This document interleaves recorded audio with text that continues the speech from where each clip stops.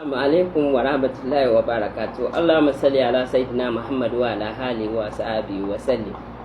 Àwọn obìnrin Alaragbona ẹ jowú níwọ̀nba, ẹ̀yin obìnrin, àwa obìnrin ẹ já jowú níwọ̀nba. Obìnrin tó bá gbàgbọ́ yóò Islam ó máa ń dùn yàn lóòótọ́, ó máa ń tàyàn lára. Àmọ́ ṣe rí zamani tá a wà yìí, ẹ jẹ́ ká gbà fọ́lọ́run ní tọkùnrin bá ti lóun fẹ́ fẹ́ yàwó kejì, ẹ rọra fi ilẹ̀ kó ṣe dànkẹ́ ba ọjọ́ ọ̀la àwọn ọmọ wa jẹ́ lọ.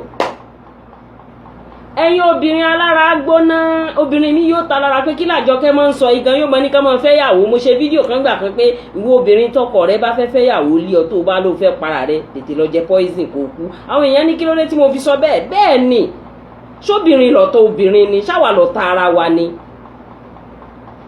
Tó bá gbàgbọ́ yé Islam dáadáa, inú Islam ní kọ́kọ́rùn ọkùnrin ó ṣe mọ́síná wàsùlásá wàrúbáhà tó bá lágbára rẹ̀ tó bá ti lè ṣe déédéé.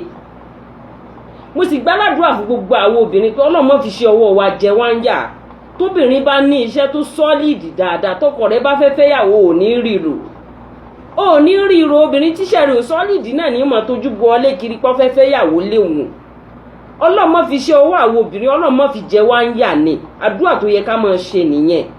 Kì í ṣe ká wá lọ sáré mọ́tò ká lọ kọlù kẹ̀kẹ́.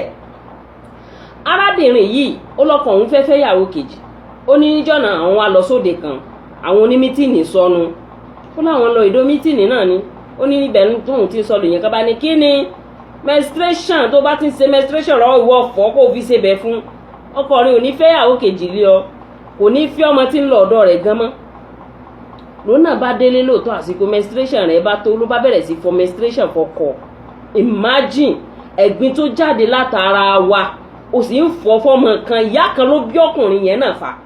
Ṣé torí pé ó fẹ́ fẹ́yàwó kejì?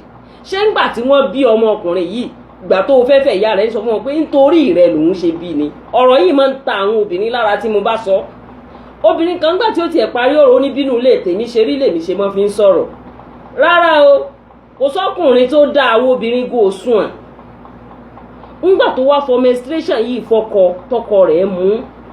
Ẹ dákun, ṣé tó bá ṣe wípé ó gbàgbọ́ yé Islam, ẹ jáwọ́ obìnrin ká padà sọ́dọ̀ àwọn àfáàre kán máa bọ́ wa pẹ̀lú ọ̀rọ̀ ẹ̀ Ọlọ́run ká lè má bàa sí ẹsẹ̀ gbé. Torí wàláhì kò sáǹfààní fóbìnrin kó bímọ kó wá dọjọ́ ọ̀la kó má jèrè àwọn ọmọ náà.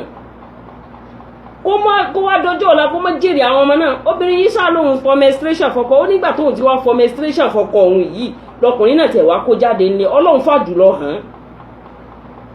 Ó fọ menstruation fọkùnrin fódìdí oṣù méjì. Ó sì ń fọ menstruation tó ń ṣe oṣù kínní ó fọ́ fún, oṣù kejì ó fọ́ fún, nítorí pé ó má fẹ́ fẹ́yàwó lé o. Inú Islam ni pé ká fẹ́yàwó méjì, ẹjọ́ máa wà lórí àwọn obìnrin. Tọkọ yín bá gbédé ẹgbà bẹ́ẹ̀ ni pé kádàrá tèmi ni mo ti gbà á bẹ́ẹ̀. Ọlọ́run ò ní fi ṣe ọwọ́ àwọn obìnrin, Ọlọ́run ò ní fi jẹ wáyà. Yóò ọ̀rọ̀ tí mo sọ yóò jó obìnrin ní lára pé kí lájọ kẹ́sọ̀ sọkúsọ sí ìsọkúsọ kọ́. Orun tí mo sọ ti ba ìdílé jẹ́, ó ti ba ìgbésí ayé àwọn èèyàn jẹ́. Obìnrin mi amú nǹkan ọmọkùnrin ọkọ rẹ̀ pamọ́ nítorí pé ó fẹ́ fẹ́yàwó lé. Subhanallah, kódà àwọn obìnrin ẹ jẹ́ ká gbó ìgbónára wa kó dínkù, ká jẹ́ kí ìgbónára wa ó dínkù. Kò sóbìnrin tí ò lówó, èmi tí mò ń sọ̀rọ̀ ìgan tó bá fẹ́ ṣe lé mi yóò ta mi lára. Àmọ́ tó bá ti dé náà á gba kádàrá ni. Tó bá fẹ́ lé mi máa gba kádàrá ni. Ẹ̀yin obìnrin tẹ́ mọ́ sọ yí pé bínú lé mi ṣe rí mo fi mọ́ sọ̀rọ̀ kò rí bẹ́ẹ̀. Assalamu alaikum wa rahmatullahi wa barakatuh.